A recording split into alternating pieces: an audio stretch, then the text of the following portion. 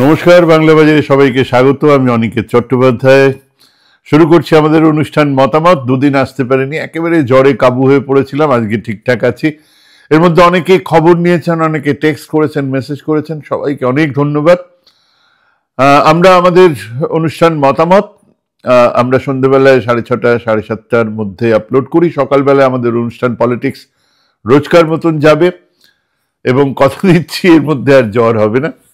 শুরু করছি আমাদের অনুষ্ঠান মতামত। আজকের শীর্ষক 500 বছরের মুসলমান শাসনের অবসান ঘটালেন মোদিজি।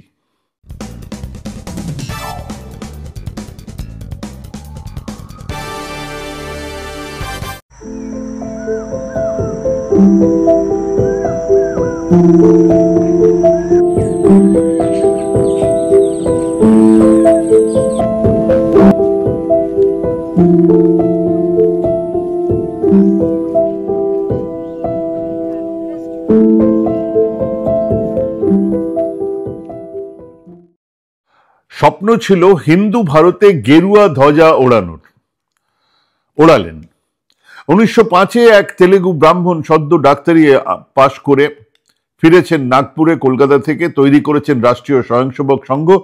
প্রতিদিন নিয়ম করে মাঠে আসতেন, খাকি হাফ প্যান্ট, খাকি শার্ট, লং শু আর হাতে লাঠি। হ্যাঁ, এটাই ছিল ড্রেস কোড। আর ওই আরএসএস এর বিএস মুঞ্জে তিনি গিয়েছিলেন ইটালিতে, মুগ্ধ হয়েছিলেন সেই ফাসিস্টদের দেখে। একটু আধটু বদল এনে এই ড্রেস কোড আনা হয়েছিল। ইটালির ফাসিস্টরা পরতেন খাকি প্যান্ট, কালো শার্ট, কালো টুপি, লং শু আর হাতে থাকতো সেই লাঠি যা দিয়ে রাষ্ট্রের শত্রুদের তারা পিটিয়ে মারতেন। হ্যাঁ, একেবারে সেই দর্শনের আমদানি করা হয়েছিল সেই 1925-এ। খাকি প্যান্ট, খাকি শার্ট, মাথায় কালো টুপি, হাতে লাঠি আর পায়ে লং শু। তারপরে আস্তে আস্তে আরো চেঞ্জ হয়েছে। সেই খাকি শার্ট সাদা হয়েছে, খাকি হাফ প্যান্ট শেষ পর্যন্ত ফুল প্যান্ট হয়েছে। সেগুলো অনেক পরে।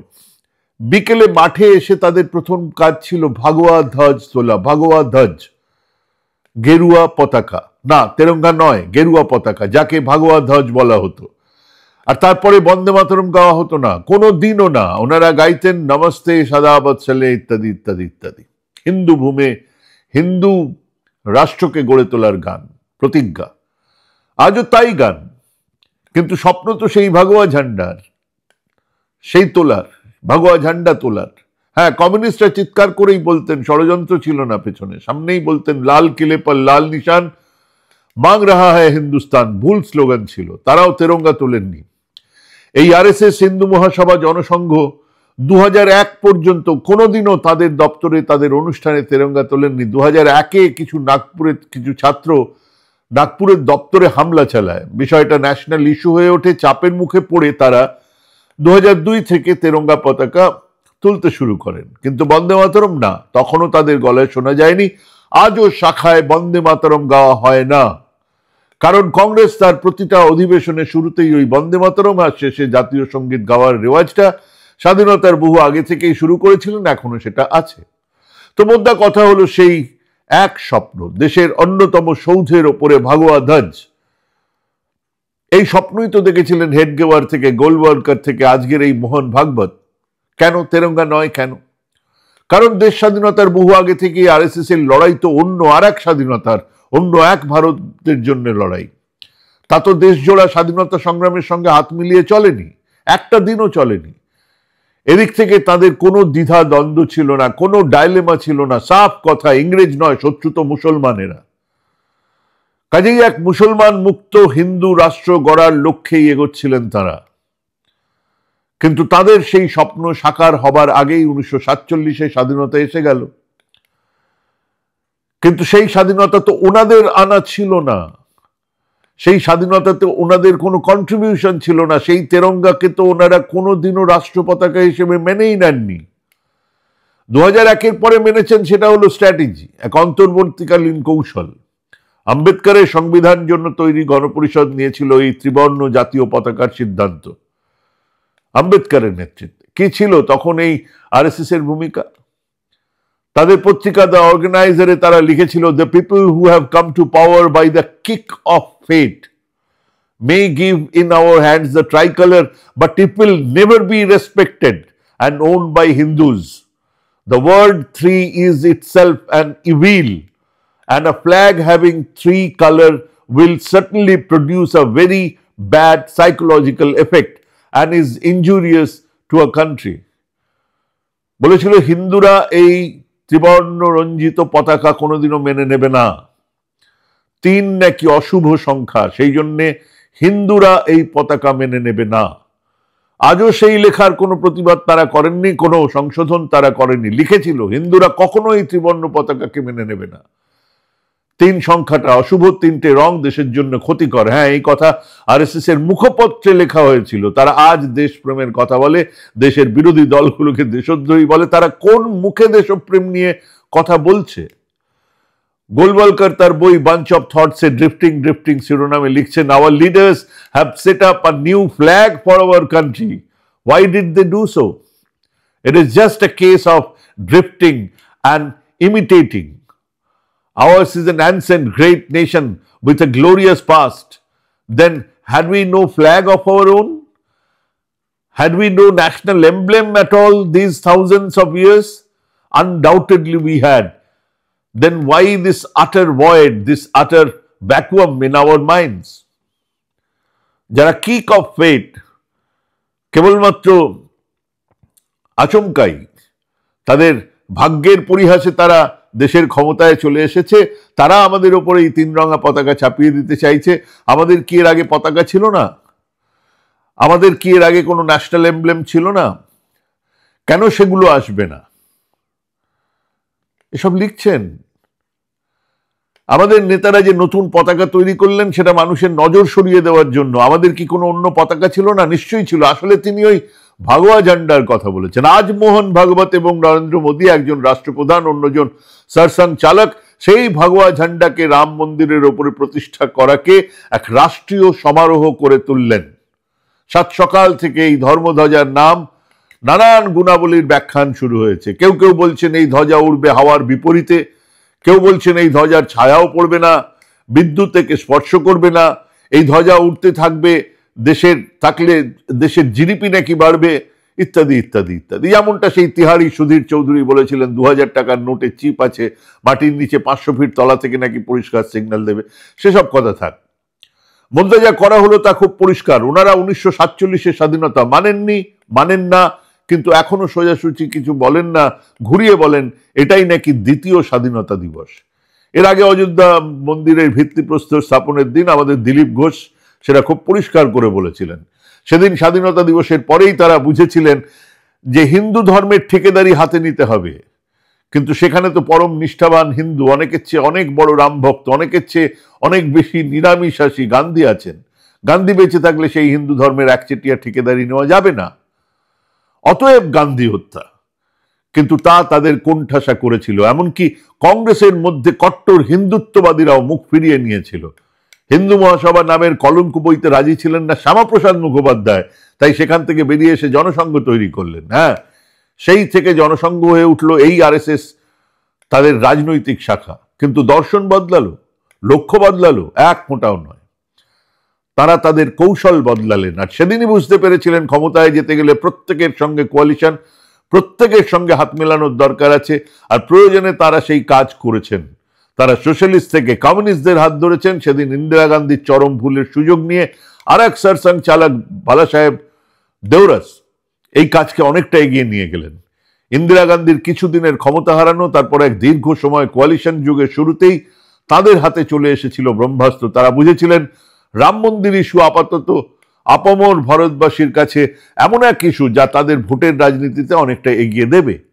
দুটো স্ট্র্যাটেজি, এক রাম মন্দির, দুই আঞ্চলিক দলগুলোর সঙ্গে জোট। হ্যাঁ, এইখান থেকেই জনসংঘের নতুন চেহারা বিজেপির উত্থান। এবং তাকিয়ে দেখুন ক্রমশ শানিত হচ্ছে তাদের নেতার মুখ। এক উদার গণতান্ত্রিক চেহারা সরে গিয়ে এক হিন্দু হৃদয় সম্রাট অটল বিহারীর বদলে নরেন্দ্র মোদী, যিনি অনায়াসে মিথ্যের মিশেল দিয়ে এক অসাধারণ ন্যারেটিভ গড়ে দিতে পারেন। একমাত্র তুলনা অ্যাডলফ হিটলার। পাইপলাইনে যারা আছেন তাদের দেখলে গা শিউরে উঠবে কারা আসবেন এই রাষ্ট্র ক্ষমতায়। পরের মুখ অমিত শাহ, তারপরের মুখ যোগী আদিত্যনাথ, ক্রমশ আরো কঠিন কঠোর চেহারা তৈরি। তেমন এক আবহে দেশের সামনে ভাগোয়া ধ্বজকে ঘিরে এক উন্মাদনা শুরু হলো। খেয়াল করে দেখুন কত সুন্দর এক মুখোশের আড়ালে তারা নিজেদের রেখেছিল লুকিয়ে। তাদের আসল পরিচয়, তাদের এই সংবিধানের প্রতি ঘৃণা, তাদের নাথুরাম গডসে প্রীতি কত সুন্দরভাবে আড়ালে রেখেছিল। যতদিন যাচ্ছে সংসদীয় গণতন্ত্রের সংখ্যার গরিষ্ঠতা পাচ্ছে, ততই আসল রূপটা ফুটে ফুটে বের হচ্ছে। শুনেছিলেন নাকি লাভ জেহাদের কথা 1990? শুনেছিলেন নাথুরাম গডসে পুজো করার কথা? কেউ বলার সাহসও পেত? শুনেছিলেন কখনো সেকুলার শব্দ নিয়ে ব্যঙ্গ ঠাট্টা? এসব এখন সামনে আসছে। স্বাধীনতা সংগ্রামের ইতিহাস ও তারা তাদের নিজেদের মতো লিখতে চাইছেন, বলছেনও। তার জন্য ভাড়া করা ইতিহাসবিদ থেকে চলচ্চিত্র পরিচালক, লেখক থেকে সাংবাদিক, কিছু ভাঁড়েদের জড়ো করা হচ্ছে। তারা নতুন নতুন তথ্য বের করছেন, নতুন নতুন মনোহর কাহানিয়া রচনা হচ্ছে। গান্ধী নেহেরুর বিরুদ্ধে নেতাজিকে, প্যাটেলকে দাঁড় করানো হচ্ছে। বলা হচ্ছে নেতাজি ফিরে এসেছিলেন, কেবল গান্ধী নেহেরুর ভয়ে নাকি নেতাজি লুকিয়ে থাকতে হয়েছিল তাকে। এই দেশে, ভারতবর্ষে নেতাজিকে লুকিয়ে থাকতে হয়েছিল। হ্যাঁ, এরকমও কথাবার্তা বলা হচ্ছে। তিনি এদেশে ফিরে ভিখিরির মতো দিন কাটালেন নেহেরু পুলিশের ভয়ে। সিনেমার শেষে পরিচালকের আক্ষেপ, আহা, যে মানুষটা বেঁচে মারা গেলে লক্ষ মানুষের পথে নামার কথা, সে মানুষের চিতা মাঝরাতে অন্ধকারে চোরের মতো জ্বালিয়ে দিতে হচ্ছে কেন? কংগ্রেস দলের জন্য ভাবা যায় এই মিথ্যাচার, ভাবা যায় এই অপপ্রচার, কিন্তু তারা সফল হচ্ছেন। মানুষ উদ্ভট তত্ত্বে বিশ্বাসও করছেন। রাম এক অনৈতিহাসিক কল্পনার চরিত্র। তার জন্মদিন, জন্মভূমি, মায়ের আতুর ঘর পর্যন্ত, রান্নাঘর পর্যন্ত খুঁজে সারা দেশের মানুষকে বিশ্বাস করাতে পারছেন ওই বাবরি মসজিদের তলায় ছিল রামের জন্মভূমি। কিছু মানুষ বিশ্বাস করতে শুরু করেছে, বা কিছু মানুষকে বিশ্বাস করানো গেছে যে রাম সেতু হলো এক ইঞ্জিনিয়ারিং এর বিস্ময়। সেখান থেকে নাকি ইঞ্জিনিয়ারিং এর নতুন সূত্র পাওয়া যাবে। প্রধানমন্ত্রী নিজেই এই বালকিল্য কথাবার্তা বলেছেন যে গণেশের মাথায়, হাতির মাথা নাকি প্লাস্টিক সার্জারিতে জুড়ে দেওয়া হয়েছিল। আর এক মুখ্যমন্ত্রী ত্রিপুরা, তিনি মনে করেন কুরুক্ষেত্র মহাভারতের যুদ্ধের সময় ইন্টারনেট ছিল। সব আজগুবি খবর এমনি এমনি দেওয়া হচ্ছে না, দেওয়ার পেছনে পরিকল্পনা আছে। প্রথমে কাউকে দিয়েছে, যেই হোক, প্রধানমন্ত্রী, দলের সাধ্বী রীতাম্বরা, যে কোনো একটা কথাকে ভাসিয়ে দেওয়া হোক, তারপর তা নিয়ে বড় করে কাজ শুরু হয়ে যাচ্ছে। বলা হলো গণেশের মাথায় প্লাস্টিক সার্জারির কথা, তারপরেই আয়ুর্বেদ পাস ডাক্তারদের সার্জন হিসেবে সার্টিফিকেট দেওয়ার কথা বলা হচ্ছে। আরে কাটা মাথা যদি সেই তখনকার আয়ুর্বেদের চিকিৎসকরা হাতির মাথায় জুড়ে দিতে পারে, তাহলে সার্জারি তো আয়ুর্বেদের হাতের মুঠোয়। এদিকে অসুখ করলে অমিত শাহ কিন্তু চলে যাবেন স্পেশালিটি হাসপাতালে। সাধারণ মানুষ তাদের দেহ প্রাণ সঁপে দেবে আয়ুর্বেদাচার্যদের হাতে, যার হাতে যা মানায়, ওসির হাতে পিস্তল, কনস্টেবলের হাতে ডান্ডা। এরপরে কদিন পরেই ভগবা ধ্বজ কেন এক হিন্দু সংখ্যাগরিষ্ঠ রাষ্ট্রের জাতীয় পতাকা হবে না, এই নিয়ে টিভিতে আলোচনা শুনতে পাবেন। করবে এই সমস্ত নিকৃষ্ট সাংবাদিকদের দল। আজ তো প্রধানমন্ত্রী বলেই দিয়েছেন নবজাগরণ এসেছে। এই নবজাগরণ রামকৃষ্ণ বিবেকানন্দের সর্বধর্ম সমন্বয়ের হাত ধরে নয়, রামমোহনের সতীদাহের বিরুদ্ধে লড়াইয়ের নয়। এই নবজাগরণ শিক্ষার অবারিত দ্বার বা বিধবা বিবাহের পক্ষে বিদ্যাসাগরের লড়াইকে স্বীকৃতি দিচ্ছে না। এ নবজাগরণ রবি ঠাকুরের বিশ্ব মানবতাকে অস্বীকার করে। এ নবজাগরণ আসলে মধ্যযুগীয় অন্ধকারের দিকে যাত্রা। উনি তো বলেইছেন 500 বছরের ক্লেদ মুক্ত হলো ভারত। মানে 1947-এর স্বাধীনতা আমাদের পূর্ণ স্বাধীনতা দেয়নি, পরাধীনতার আগল ভাঙতে পারেনি। আমরা 500 বছর আগে মুসলমানদের শাসনে ছিলাম, অধীনে ছিলাম। আজ সেটা ভাঙা হলো। আজ ভগবা ধ্বজ তুলে সেই ক্লেদ মুক্তির অবসান ঘটালেন হিন্দু হৃদয় সম্রাট নরেন্দ্র মোদী। এরকম উজবুকি চিন্তা ভাবনার কথা বলা হচ্ছে মানুষের কাছে। মানে খুব পরিষ্কার, দেশ ছিল মুসলমানদের দখলে, আজ আর সেই ক্লেদের অবসান ঘটালো। কে ঘটালেন? নরেন্দ্র মোদী। দেশের স্বাধীনতার জন্য যাদের এতটুকু অবদান নেই, যারা সেই স্বাধীনতা আন্দোলনে বিশ্বাসঘাতকতাই করেছে, মুচলেকা দিয়েছে, গান্ধী হত্যায় সামিল হয়েছে, সেই তারা এক কল্পনার দ্বিতীয় স্বাধীনতার উৎসব খাড়া করে দেশের মানুষকে আবার বিভেদের জালে জড়াতে চাইছে। হ্যাঁ, গতকালে রাম মন্দিরের ধর্মধ্বজা উত্তোলন তারই এক অঙ্গ ছিল মাত্র। ভাবুন, খুব জরুরি এগুলো ভাবা। কারা আমাদের রাষ্ট্র ক্ষমতায় বসে কি চাইছে? আমাদের বেঁচে থাকার ন্যূনতম যে জরুরি দরকার, স্বাস্থ্য, শিক্ষা, শিল্প, চাকরি, সেসব পেছনে চলে গেছে, সেসব নিয়ে আর আমরা আলোচনাই করছি না। আমাদের আলোচনা চলছে ভোটার লিস্ট, এসআইআর, আমাদের আলোচনা চলছে ভাগবত, আমাদের আলোচনা চলছে 500 বছরের গোলামি, এক মধ্যযুগীয় ইতিহাসের কথা বলা হচ্ছে। ভাবুন, ভাবতে থাকুন, ভাবা প্র্যাকটিস করুন, একটা রাস্তা নিশ্চয়ই বেরোবে। ভালো থাকবেন, সুস্থ থাকবেন। আজকে এখানেই শেষ করছি। নমস্কার।